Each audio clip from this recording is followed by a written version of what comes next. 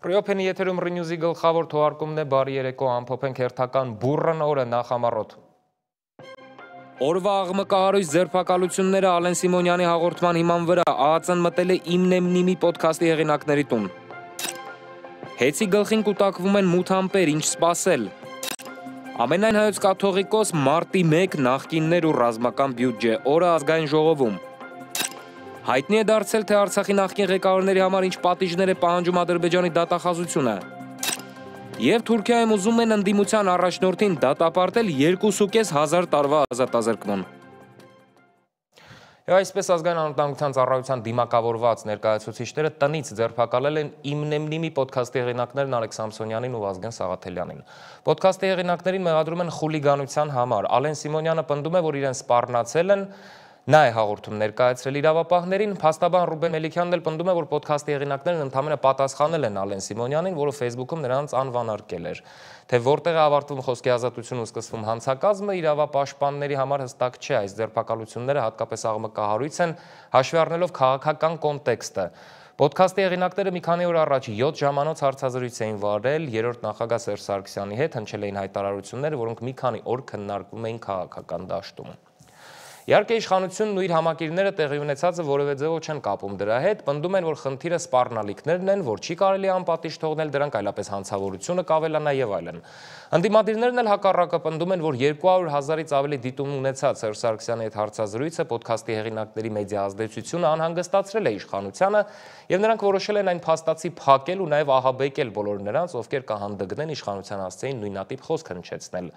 Իրականում, եթե դուրս գանք իշխանություն ընդդիմություն վեճից, կմնա մեկ շատ կարևոր խնդիր։ Թույլատրելի խոսքի ու քրեական հետապնդում ենթադրող խոսքի միջև սահմանները հստակ չեն։ Գուցե օրենքով հստակ են, դա արդեն մեկնաբանության խնդիր է, բայց փաստացի ոչ այդքան։ Սա իսկապես լուրջ հարց է, ինչ կարող եք ասել YouTube-ում կամ գրել Facebook-ում, եւ ինչի համար կձերբակալվեք։ Ինչը կարող է համարվել սպառնալիք, ինչը ազատ խոսք կամ ընդհանրապես քննադատություն։ Եվ ամենակարևորը, արդյոք սպառնալիք պարունակող ցանկացած խոսքի համար ԱԱԾ-ն կձերբակալի։ Օրինակ ընդդիմադիրների հասցեին ուղղված նույնատիպ սպառնալիքների համար։ Եթե սահմանները հստակ չլինեն, եթե չլինի վստահություն, որ ձերբակալությունները կլինեն անկախ քաղաքական ուղղվածությունից, որ օրենքը թեկուզ խնդրահարույց կկիրառվի հավասար բոլոր դեպքերում, շատ-շատերը գուցե խուսափ են արտահայտվել իշխանության հասցեին, ընդհանրապես, ինչպես ասում են, շառից հեռու։ Իսկ սա արդեն կարող է հանգեցնել շատ ավելի լուրջ հետևանքների բոլորի համար, անկախ նրանից, թե ինչ դիրքորոշում ունեք այսօրվա ձերբակալությունների վերաբերյալ, ու ընդհանրապես անկախ նրանից, թե քաղաքական ինչ հայացքներ ունեք։ Առավոտյան ժամը 7-ից դիմակավորված ԱԱՑ-ից են, թե ոստիկանությունից էին, մտել են Վազգենենց և Նարեկ Սամսոնյանի և Վազգեն Սաղաթելյանենց տուն, ուրեմն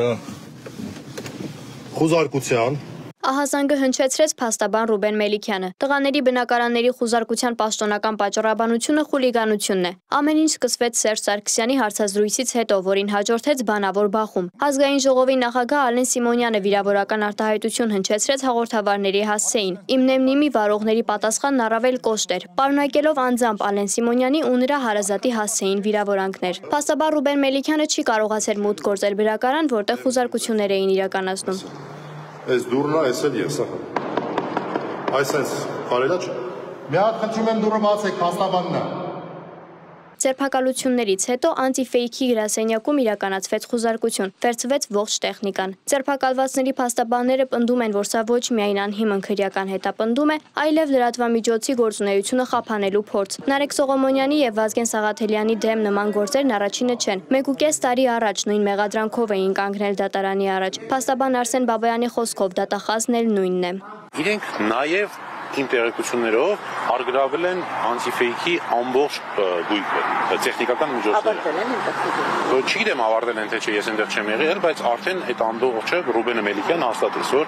ամբողջությամբ դրանք արգրավել են։ Հետևաբար սա ակնհայտ է, որ լրատվամիջոցը փակելուն ուղղված գործողություն։ Մեստեղ բացի անձի ըստ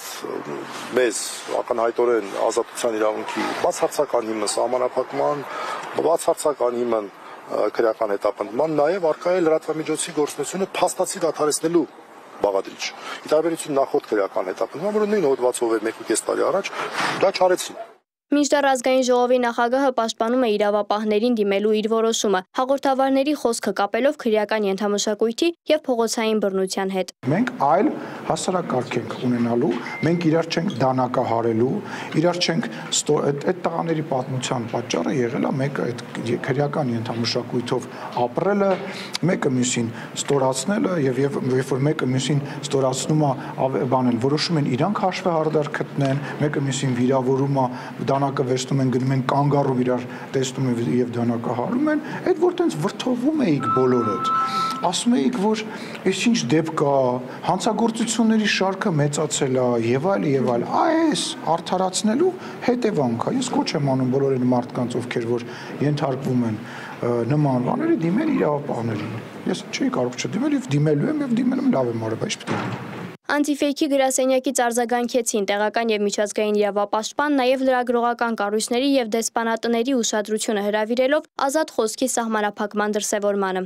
Խուզարկության արդյունքում առգրավվել են Antifake.am լրատվականի եթերային գործունեությունն ապահովող ամբողջ տեխնիկան, տեսախցիկներ, միկրոֆոններ, համակարգիչներ, եռոտանիներ, հիշողության կրիչներ, որոնք մեր պնդման որևէ նշանակություն չեն կարող ունենալ շինծու քրեական գործի հանգամանքները բացահայտելու համար։ Լրատվականի խուզարկության ավարտից հետո ձերբակալվել է նաև Antifake.am-ի լրագրող Դավիթ Ֆիդանյանը։ Քաղտեխնոլոգ վերլուծաբան Վիգեն Հակոբյանը համոզված է նպատակը ընդդիմությանը լրացնելն է։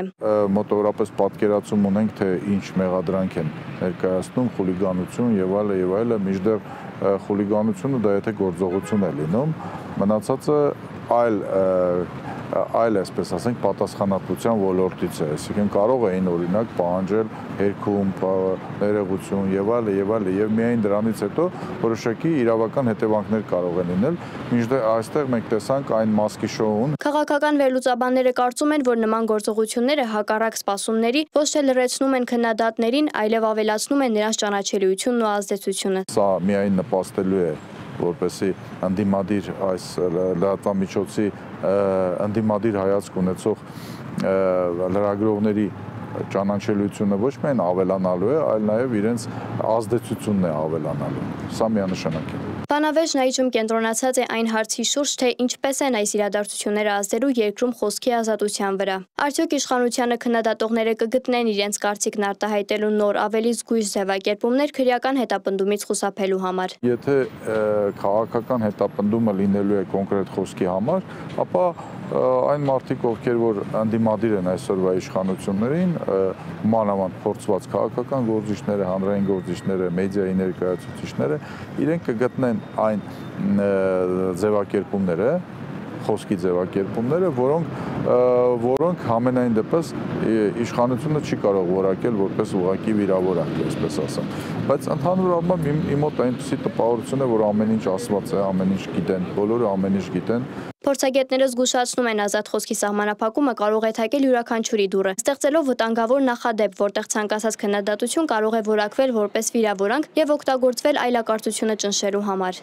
Այստեղ քաղաքական հետապնդում է, բոլորը պետք է հասկանան, այդ թվում առաջի հերթին նաև մեդիա դաշտը եւ քաղաքական դաշտը, որը որ օգտվում է մեդիաների դիրքորոշումից, պետք է հասկանան, որ իրենք բավականին պինդ պետք է կանգնած լինեն, որպեսզի կարողանան պաշտպանել ազատ խոսքը, պաշտպանել այն մարդկանց, ովքեր օգտվում են ազատ խոսքով։ Ազատ խոսքի ու հանցակաց պարունակող վիրավորական արտահայտության միջև սահմանը հստակ չէ։ Իրավապաշտպանները պնդում են, չկա վստահություն, որ թեկուզ վիճահարույց օրենքը կկիրառվի հավասար կերպով բոլորի նկատմամբ, ինչը ստեղծում է լուրջ ռիսկեր բոլորի համար, անկախ քաղաքական հայացքներից։ Աննա Հարությունյան, Ստեփան Տիգրանյան, Reopen Media։ Օրվա ձերբակալությունների մասին մեր նկարանող խումբը հարցախույզ է անցկացրել մեր համաքաղաքացիների շրջանում։ Տեսնենք իրենք ինչ են կարծում։ Կա այդ գործի մեջ, ես չեմ հասկանում պոլիտիկայից, բայց որը մի բան կա։ Բայց ոնց որ շատ սկսեցին ձերբակալությունները։ Ես էլ եմ վախենում, խորհրդար մարդում ես էլ եմ վախենում, կարող է մի օր ձերբակալեն։ Չէ, սխալ է դա։ Ազից ճիշտ ասած չեմ ուզում խառնեմ ցավը տանեմ։ Այդի քաղաքականությունը չեմ պատասխանի։ Ոչ մեկին էլ չեմ ուզում ձերբակալեն։ Կապ չունի քաղաքական է, թե ոչ քաղաքական է։ Թող բոլորն են ազատ տան կախ Հայաստանում ման գան։ Ինձ թվում է ոչ։ Իհարկե չէ։ Այդ ձերբակալումները պետք է գյուլեն։ Մեկ քաղաքական ամեն մարդ քաղաքականության վերաբերյալ կարող է իր կարծիքն ունենալ։ Դրա պատճառով իմ կարծիքով չարժե ձերբակալել։ Ես կարծում եմ, որ նորմալ է։ Ամեն մեկ իր կարծիքն ունի, բայց ես գտնում եմ, որ ճիշտ է դա։ Մենք չենք զբաղվում այդ հարցով, ես Եհովայի վկա եմ։ Հաջողվեց։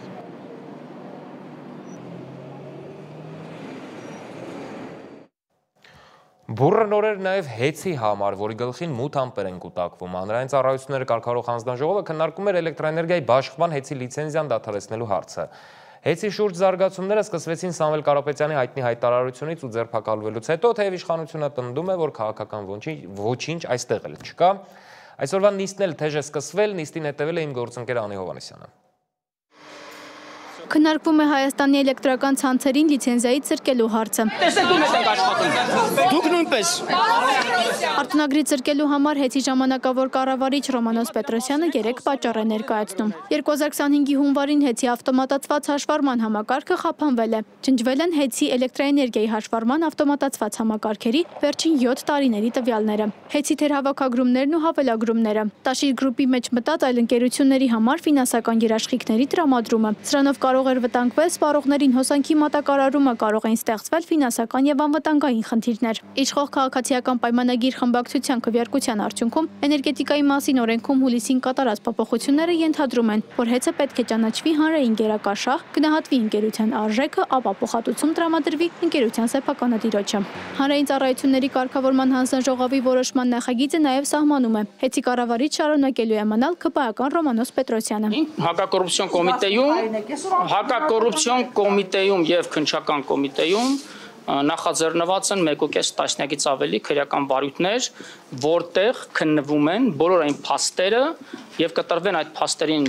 քրեաիրավական գնահատականներ, որոնց մասին ես քիչ առաջ մատնանշեցի։ Նիստի սկզբում Տաշիր կապիտալի ներկայացուցիչները բացարկի միջնորդություն ներկայացրին հանձնաժողովի նախագահ Մեսրոպ Մեսրոպյանի նիստին մասնակցության վերաբերյալ։ Այն միաձայն մերժվեց։ Վարչապետ Նիկոլ Փաշինյանը ճեպազրույցներից մեկի ժամանակ պնդել էր. կառավարությունը չի կատարելու Հայաստանի էլեկտրական ցանցերի բռնագանձման քայլերն արգելող Ստոկհոլմի արբիտրաժի հրատապ որոշումը։ Ապա հայտարարել էր հակառակ դիրքորոշում ունեցող պաշտոնյաները պետք է լքեն գործադիրը։ Արբիտրաժային դատարանում մենք հաղթել ենք եւ մեր դիրքորոշումները պնդել ենք, այդքան բան։ ՀՑԿՀ-ն հետաձգեց հեծի բաշխման արտոնագրի չեղարկման ժամեր տևած քննարկումը։ Նիստը կվերսկսվի նոյեմբերի 14-ին։ Անի Հովհաննիսյան, Reopen Media։ Ազգային ժողովում այդ ընթացքում բյուջեի քննարկումներ էին, բայց իշխանության ներկայացուցիչները խոսել են նաև Ռոբերտ Քոչարյանի ու կաթողիկոսի մասին։ Պաշտպանության նախարարն էլ անդրադարձել է պաշտպանական բյուջեի կրճատման շուրջ ընթացող բանավեճերին, ավելի ճիշտ ներկայացրել բյուջեի վերջին տարիների դինամիկան։ Հաշվի առնելով Ադրբեջանի ռազմական բյուջեի ավելացումը, այս հարցը հատկապես զգայուն թեմա է դարձել ու իր հաստատուն տեղն է գտել ներքաղաքական օրակարգում։ Բայց այլ ուղղություններով էլ հետաքրքիր զարգացումներ կան, դիտենք։ Ազգային ժողովում քննարկում էին 2026 թվականի բյուջեն ու հիշում նախորդ տարիների բյուջեները, ինչ որ կերպ այս քննարկումների մեջ տեղավորվեց նաև եկեղեցին։ Իրական հոգևոր արժեքներ կրող քաղաքացիները մեր կողքին են եւ մենք բոլորս միասին կարողանալու ենք շատ շուտով վեհարանը իրականում վերադարձնել վեհին։ Իսկ Քրիստինե Վարդանյանը հեգդանքով է արձագանքում իշխանական падգամավորին, ասում է 10 թեմերից 3-ի առաջնորդները ձերբակալված են։ Արդյոք դա պատահական է։ 10 թեմ ունի Հայաստանի Հանրապետությունը։ 10 թեմ։ Ինչ եք կարծում, քանի թեմի առաջնորդը հենց հիմա, երբ որ ես խոսում եմ, բանտում։ 3։ Չէ, սա հանկարծ սխալ չհասկանաք։ Սա բանը, եկեղեցու դեմ արշավ չի, չէ, կապ չունի դա որևէ կերպ եկեղեցու արշավի, վեհափարի նկատմամբ արշավի հետ, պատահականություն է, ուղղակի հենց Ադրբեջանի հոգևոր առաջնորդը մեր եկեղեցու մասին խոսեց նույն Փաշինյանի հայտարարություններով, հենց Հայաստանում սկսվեց արշավը եկեղեցու դեմ, սրբազաններ միանգամից հանցագործ դարձան, միանգամից, դա որևէ բոլոր համընկնումները բան են, պատահական են։ Էմմա Պալյանը, ինչպես նաև իր ընդդիմադիր գործընկերը բյուջեի քննարկման ժամանակ հիշում են վաղարշապատի ընտրությունները, հիշեցնում իրենց տեխնացուի համարն ու հորդորում քվեարկել նրա օգտին։ Իդեպ Պալյանը ելույթի ընթացքում նաև հիշեց երկրորդ եւ երրորդ նախագահների հարցազրույցները, մասնավորապես Ռոբերտ Քոչարյանին մեղադրեց մարտի 1-ն ու հոկտեմբերի 27-ը կազմակերպելու մեջ։ Կանդրադառնամ նաև մարտի 1 եւ հոկտեմբերի 27 կազմակերպած Քոչարյան Ռոբերտի մտքի գոհարներին, փայլատակումներին, հարգելի հայրենակիցներ, այս մարդը, ով եւս երբևէ ընտրված նախագահ չի եղել, բայց նորից աշխատել է երկար տարիներ որպես նախագահ Հայաստանի Հանրապետությունում, Հայաստանի Հանրապետությանը մեղադրում է 44 օրյա պատերազմը հրահրելու մեջ։ Եկեք եւս մեկ անգամ փաստենք, որ այստեղ եւս շատ ասելիք չկա, միայն ու միայն կարող ենք շատ կարևոր արձանագրում անել, ասելով, որ այս մարդը եւ իր թիմակիցները, իր ընտանիքը բացարձակապես կապ չունեն Հայաստանի Հանրապետության հետ։ Հիշեցնենք ԿՊԱ-ական падգամավորի ասածը դատական որևէ վճռով հաստատված չէ ու դրա վերաբերյալ որևէ ապացույց չկա։ Նախկին նախագահներին անդրադարձավ նաև ազգային ժողովի նախագահ Ալեն Սիմոնյանը ընդդիմադիր падգամավորներից մեկի ելույթից հետո։ Ձեզ հարմար մարդկանց հարցազրույց եք տալիս։ Եկեք վարչապետ Փաշինյանին մի պատմեք, Ալենին մի պատմեք, չգիտեմ, մեր падգամավորներին մի պատմեք։ Թող գա Ռոբերտ Քոչարյանը, նստի ընտրված իդեպ ի տարբերություն իրան, ընտրված մարդու առջև եւ հայ ժողովրդին պատմի, թող չպատասխանի նույնիսկ պարոն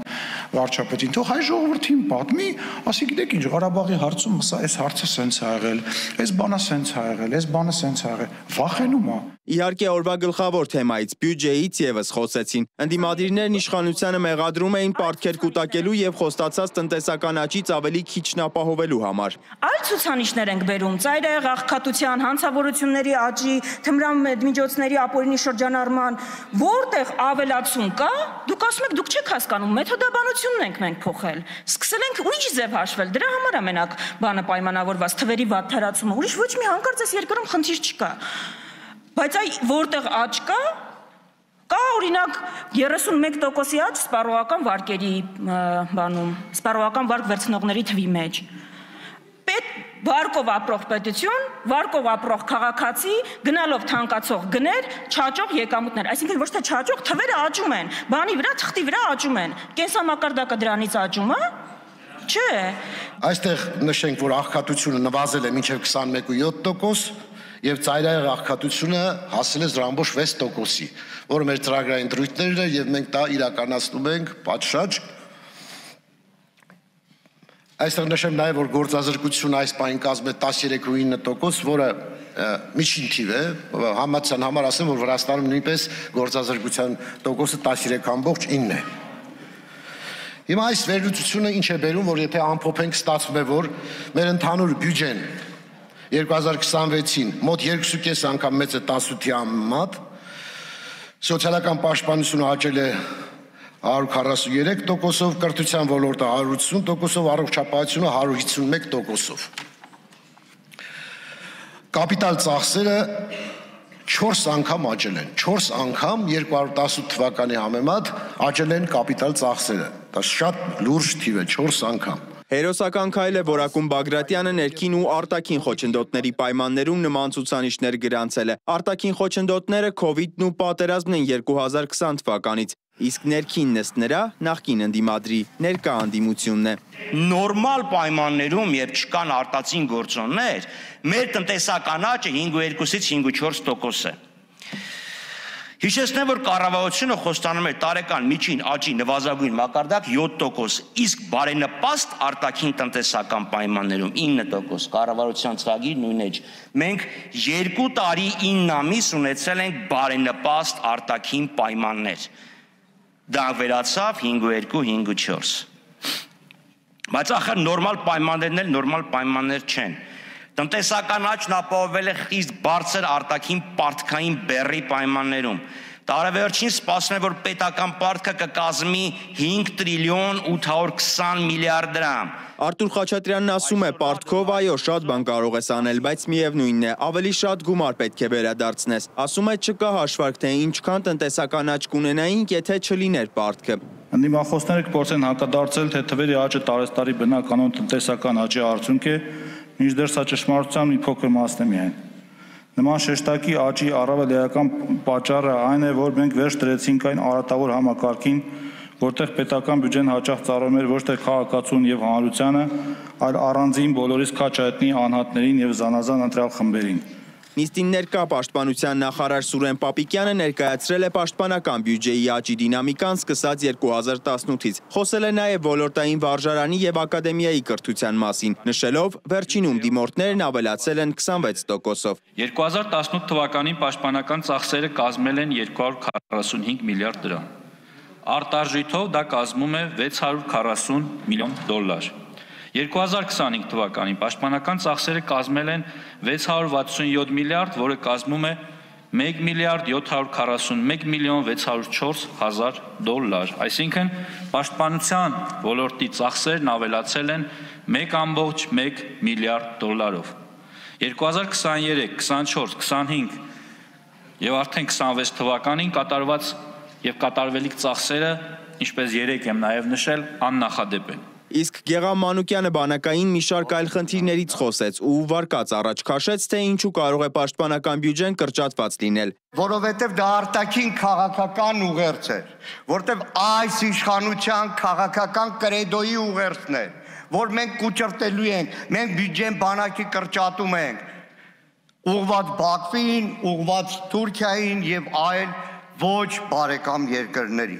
Գեղամ Մանուկյանը հեգնանքով է վերաբերում ռազմական տեխնիկային ծանոթանալու վարչապետի հայտարարություններին։ Առաջարկում է տուրեր կազմակերպել։ Ազգային ժողովում բյուջեի քննարկումները շարունակվում են։ Սիմոն Հովանիսյան, Reopen Media։ Իսկ այդ ընթացքում Բաքվում դատում են մեր գերիներին։ Ադրբեջանցի դատախազը պահանջել է ՑՄ ազատազրկել Արայիկ Հարությունյանին եւ Դավիթ Բաբոյանին։ Նախկին նախագահներ Բակո Սահակյանի ու Արկադի Ղուկասյանի համար նա պահանջել է 20 տարի, մյուսների համար 16-ից 19 տարի ազատազրկում։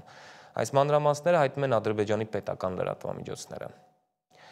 Թուրքիայում են ուշագրավ կրքեր բորբոքվում, ընդդիմության առաջնորդին ուզում են դատապարտել 2,500 տարվա ազատազրկման։ Մեղադրական եզրակացությունը 4000 էջ է։ Իրականում էական էլ չէ, թե ինչպես են բացատրում Իմամօղլուի դեմ այս ամենը, որովհետև քաղաքական հաշվեհարդարն ակնհայտ է։ Էրդողանի թիմակիցը պարտվել էր Ստամբուլի քաղաքապետի ընտրություններում։ Իսկ Ստամբուլի քաղաքապետը շատ լուրջ պաշտոն է, նույն Էրդողանն է եղել թուրքական այս մեգապոլիսի քաղաքապետ ու հետո դարձել վարչապետ եւ հիմա ունի մտավախություն, որ իշխանության խաղաղ փոխանցումն իր ժառանգորդին, որն ըստ ամենայնի կլինի Հական Ֆիդանը, որին համարում են Սիրիան նվաճողը, այդքան էլ հանգիստ չի անցնի։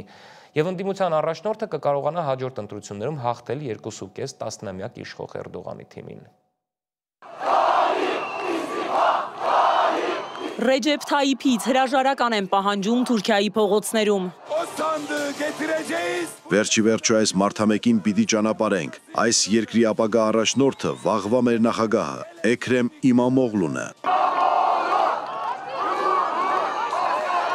Ստամբուլի բանտարկված քաղաքապետ Էքրեմ Իմամօղլուի Էրդողանի քաղաքական մրցակցի ու թշնամու աջակիցներին փողոց է դուրս բերել դատախազության աբսուրդային պահանջը դատապարտել ընդդիմության լիդերին 2352 տարվա ազատազրկման։ Այո, դուք ճիշտ լսեցիք։ Այս թվից ապշած է նաև միջազգային մամուլը։ Reuters-ից Guardian Թուրքիան անվանում են երկիր, որտեղ ժողովրդավարության էրոզիա է։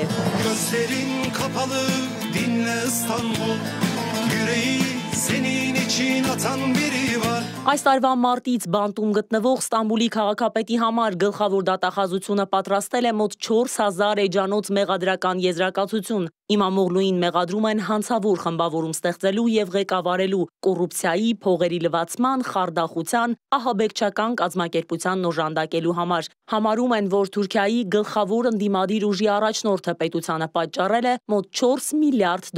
վնաս։ Զանգվածային ցույցի դուրս եկածները կասկած անգամ չունեն, որ Էրդողանի սիրտը վախեցած է Ստամբուլի ընտրություններում ընդդիմությանը պարտվելուց հետո ու 2028-ին հենց Իմամօղլուն կարող է իրեն հաղթել։ Չէ՞ որ հետաքրքիր զուգադիպությամբ Էրդողանն էլ բանտ նստելուց ու Ստամբուլի քաղաքապետ դառնալուց հետո ընտրվեց Թուրքիայի նախագահ։ Դափ դատարկ են անվանում Իմամօղլուի կուսակիցները նրա դեմ մեղադրանքները, պահանջում են ուղիղ եթերով հեռարձակել դատերը, որ Թուրքիայի հանրությունն էլ տեսնի ինչերի է պատրաստ Էրդողանի իշխանությունը հանուն իրենց աթոռների։ Մեր ընկերներն անմեղ են։ Մեղադրական եզրակացությունը Իմամօղլուի եւ մյուսների դեմ զրփարտություն է։ Ոչ թե դատարկ է, այլև ամբողջովին դատարկ է։ Այն ամբողջովին դատարկ է։ Իմամօղլուն 2019-ին ընտրվեց 16 միլիոնանոց Ստամբուլի քաղաքապետ, 2 անգամ հաղթելով Էրդողանի կուսակցության թեկնածուին։ Նրան աջակցեց նաև ընդդիմադիրներից Ժողովուրդների դեմոկրատական կուսակցությունը, որի նախկին падգամավորներից Գարո Փայլյանը Reopen-ի տաղավարում խոսեց Թուրքիայի ժողովրդավարության հետընթացից։ 2010-ականներից հետո Եվրոպան ցավոք արհամարանք ցուցաբերեց Թուրքիայի նկատմամբ։ Ասած դուք մահմետական մեծամասնություն ունեցող երկիր եք։ Սարկոզին եւ Մերկելը ցավոք այս սխալն արեցին։ Ասացին դուք երբեք չեք կարող լինել Եվրոպական միության անդամ։ Իսկ Էրդողանը, որը օպորտունիստ էր, ասաց, եթե դու ինձ չես ուզում, ես էլ քեզ չեմ ուզում։ Ինչ եղավ արդյունքում, Թուրքիան հեռացավ այդ արժեքներից, այսինքն դեմոկրատական արժեքներից։ Ֆրանսիացի քաղաքագետ, պատմական գիտությունների դոկտոր Ալեքսանդր Դելվալը իմ գործընկերոջ հետ զրույցում ասում է, Էրդողանը հանուն իշխանության պատրաստ է անգամ ամենածայրահեղ ուժերի հետ դաշինք կազմել։ Նա խորամանկ է, կարող է փոխել ռազմավարությունը եւ միաժամանակ մի քանի ռազմավարություն ունենալ։ Իշխանությունը պահպանելու համար նա դաշինք կնքեց ծայրահեղ ՄՀՊ շարժման պանթյուրքիստների հետ, Գորժ Գայլերի քաղաքական թևի։ Ու այդ ամեն ինչի պատրաստ Էրդողանն այնքան առաջ է մտածում, որ անգամ չեղյալ է համարել Իմամօղլուի դիպլոմը, որի պատճառով նա հնարավոր է չկարողանա առաջադրվել նախագահական առաջիկա ընտրություններին։ Լիլիթ Մուրադյան, Reopen Media։ Թուրքիայի հարևան Իրաքում էլ ընտրություններ են եղել, բայց այստեղ ոչ այնքան արդյունքն է էական, որքան ներիրաքյան փխրուն հավասարակշռությունը, որն ամեն րոպե կարող է փլուզվել։ Քուրդիստանի ինքնավարությունը հյուսիսում, Իրանամետ ուժերը հարավում, նրանց զինաթափելու ամերիկյան պահանջները կենտրոնում, եթե շատ ընդհանրացնենք, այս բազմագույն արևելյան խճանկար այնց այսպիսի պատկեր կստանանք։ Ու եթե սրան գումարենք հենց Թուրքիայի ռազմական պարբերական հարձակումները, Իրաքի ճակատագիրը մեղմ ասած անկայուն է թվում, ու սա այն երկիրն է, որտեղ ցանկացած ապակայունացում ինքնըստինքյան ազդում է ամբողջ տարածաշրջանի վրա, կամ տեղափոխվում է տարածաշրջանի վրա, եւ հիմա կա հենց դրա ռիսկը։ Իրաքում կայացած խորհրդարանական ընտրությունում հաղթանակ է տարել վարչապետ Մոհամեդ Շիա ալ-Սուդանիի գլխավորած կոալիցիան, սակայն այս հաղթանակը տեղի է ունենում հասարակության, հատկապես երիտասարդների շրջանում աճող անվստահության ֆոնին, որոնք քաղաքական համակարգը դիտարկում են որպես կոռումպացված վերնախավերի համար երկրի նավթային հարստությունը բաժանելու գործիք։ Ընտրական հանձնաժողովը հայտնել է, որ ընտրություններին մասնակցությունը կազմել է 56.11%։ Ընտրություններում իր հաղթանակի առիթով վարչապետը ժողովրդին է շնորհավորել։ Մեր շնորհավորանքներն ենք հղում ձեզ։ 6-րդ գումարման ներկայացուցիչների խորհրդի ընտրություններում ձեր դաշինքի հաղթանակի եւ առաջին տեղը զբաղեցնելու կապակցությամբ։ Ես ողջունում եմ ձեզ եւ բարձր եմ գնահատում ձեր ջանքերը, որոնցով Իրաքի պատմության մեջ նոր ու պայծառ էջ եք գրում։ Իրաքի 329 տեղանոց օրենսդիր մարմնում ոչ մի կուսակցություն ի վիճակի չէ ինքնուրույն կառավարություն կազմել։ Հետևաբար կուսակցությունները պետք է դաշինքներ կազմեն մանր խմբակցությունների հետ վարչակազմ ձևավորելու համար։ Այս գործընթացը հաճախ տևում է ամիսներ եւ լի է լարվածությամբ։ Նոր կառավարությունը պետք է կարողանա մանևրել Միացյալ Նահանգների եւ Իրանի ազդեցության միջև առկա փխրուն հավասարակշռության պայմաններում։ Կառավարել Իրանին ավելի մոտ տասնյակ զինված խմբավորումներ, որոնք ավելի շատ ենթարկվում են իրենց առաջնորդներին, քան պետությանը, եւ այս ամենի հետ մեկտեղ դիմակայել Վաշինգտոնի աճող ճնշմանը, այդ զինյալներին զինաթափելու պահանջով։ Քաղաքական առաջնորդների մեծամասնությունն ունի քաղաքական կամք, որը Իրաքի վերականգնման ցուցիչներից մեկն է։ Կայունության հասնելը ենթադրում է կառավարության ձևավորման համար պահանջվող ժամանակի կրճատում։ Հետևաբար այսօր ընտրատեղամասերի փակելուց եւ արդյունքների հրապարակումից հետո մենք կապահովենք արագ վերադարձ լուրջ խորհրդակցություններին կառավարության ձևավորումը վերջնականացնելու համար։ Իրաքում ընտրողների ակտիվությունը նվազում է, քանի որ շատերը կորցնում են հավատը քաղաքական համակարգի հանդեպ։ Պատճառներն են զինված խմբեր ունեցող կուսակցությունների գերիշխանությունը, համատարած կոռուպցիան եւ վատ կենսապայմանները։ Վերլուծաբանները նշում են, որ սա խորացնում է անտարբերությունը մի համակարգի հանդեպ, որը շահավետ է միայն փոքր խմբի համար։ Ազդեցիկ շիա առաջնորդ Մուկթադա Աս-Սադրը, որն ունի միլիոնավոր հետևորդներ եւ դեմ է Միացյալ Նահանգների եւ Իրանի ազդեցությանը ենթարկվելուն, բոյկոտել է ընտրությունները, դաշտը թողնելով իրանամետ մրցակիցներին։ Թեև Աս-Սադրը նախկինում հաղթել է ընտրություններում, սակայն չկարողանալով կառավարություն ձևավորել, հեռացել է քաղաքականությունից։ Այնուամենայնիվ նա մնում է անկանխատեսելի ուժ, որը կարող է ցանկացած պահի մեկ կոչով ոտքի հանել ու մոբիլիզացնել իր կողմնակիցներին։ Այս անգամ սակայն շիա առաջնորդը չի մասնակցել քվեարկությանը, սակայն իր ուժը ցուցադրել է։ Ես ժողովրդի ներկայացուցիչն եմ Աստծո կամքով։ Ո սիրելի ցուցարարներ, ես կմտնեմ կանաչ գոտի, միայն ես եւ նրանք, ովքեր ինձ հետ են։ Ես նստացույց կանեմ կանաչ գոտու ներսում, իսկ դուք նստացույց կանեք դրա դարպասների մոտ։ Իրաքի քրդերի համար այս ընտրությունները ռազմավարական նշանակություն ունեն, քանի որ դրանցից է կախված նրանց ինքնավարության ապագան։ Ազդեցիկ քաղաքական գործիչ Մասուդ Բարզանիի Քուրդիստանի դեմոկրատական կուսակցությունը կոչ է արել ակտիվ մասնակցել ընտրություններին։ Բաղդադի հետ բանակցություններում իրենց դիրքերն ամրապնդելու նպատակով։ Հիմնական վեճերը վերաբերում են նավթային եկամուտների բաշխմանը եւ բյուջետային հատկացումներին, որոնք տարիներ շարունակ լարվածության պատճառ են Էրբիլի եւ Բաղդադի միջև։ Ընտրություններում հաջողությունը ՔԴԿ-ին ավելի շատ լծակներ կտա, պաշտպանելու տարածաշրջանի տնտեսական շահերը եւ դիմակայելու կենտրոնական իշխանության ճնշումներին։ Քրդական անկախության հանրաքվեն նպատակ ուներ Իրաքի կառավարության հետ ունեցած խնդիրներին խաղաղ լուծումներ գտնել։ Մենք Բաղդադի կառավարությանը ասացինք, որ պատրաստ ենք երկխոսություն սկսել եւ 2-3 տարով հետաձգել անկախությունը Բաղդադի հետ ունեցած խնդիրներին լուծում գտնելու համար։ Քրդերի դիրքերը զգալիորեն թուլացել են 2017 թվականի անկախության անհաջող հանրաքվեից հետո, որին ի պատասխան Բաղդադը զորքով վերահսկողություն հաստատեց նավթով հարուստ Քիրկուկի նկատմամբ։ Այս պարտությունը ստիպեց Բարզանիին հրաժարական տալ, սակայն նա պահպանեց իր ազդեցությունը քրդական քաղաքականության վրա։ Իրաքյան Քուրդիստանի վարչապետն այժմ նրա որդին է, Նաչիրվան Բարզանին։ Լարվածությունը վերջերս կրկին սրվեց, երբ Իրաքի դաշնային դատարանը հակասահմանադրական ճանաչեց Իրաքյան Քուրդիստանի նավթագազային օրենքը, պահանջելով ռեսուրսների հանձնումը կենտրոնին։ Այսպիսով ընտրությունների արդյունքները կորոշեն, արդյոք քրդերը կկարողանան պահպանել իրենց դժվարությամբ ձեռք բերված ինքնավարությունը, թե Բաղդադը կամրապնդի իր վերահսկողությունը տարածաշրջանի նկատմամբ։ Դավիթ Գենջոյան, Open Media։ Դե իսկ Սիրիայի նախագահի հետ Դոնալդ Թրամփն է մտերմացել, նրան օծանելիք է նվիրել, ավելի ճիշտ փչել նրա վրա, կնոջ վերաբերյալ կատակներ արել, բայց նաև կառավարության ամենաերկար շատդաունն է ավարտել։ Միացյալ Նահանգների գործադիր իշխանությունը նորից գործում է։ Ժամկետի առումով այս աննախադեպ երկար ճգնաժամը ահռելի գումարների կորստի պատճառ է դարձել, բայց Թրամփը պնդել է ամերիկացիների հաշվին միգրանտներին փող չենք տա ու մեղադրել դեմոկրատներին իրենց ավանդական համոզմունքների համար։ Մոնիկա Հայրոյանն է պատմում։ Վերջապես, Դոնալդ Թրամփը ստորագրեց օրինագիծը, որով ավարտվեց ԱՄՆ պատմության ամենաերկար 43-օրյա շատդաունը, կառավարության հարկադիր պարապուրդը։ Իր ելույթում Թրամփը գործադիր իշխանության կաթվածի համար ամբողջ մեղքը բարթեց դեմոկրատների վրա, նրանց մեղադրելով շանտաժի մեջ։ Թրամփի խոսքով այդ փոքրիկ էքսկուրսիան երկրի վրա նստել է $1.5 տրիլիոն։ Անցած 43 օրերի ընթացքում կոնգրեսի դեմոկրատները կաթվածահար արեցին Միացյալ Նահանգների կառավարության աշխատանքը, փորձելով շանտաժի միջոցով ամերիկացի հարկատուներից $100 միլիարդավոր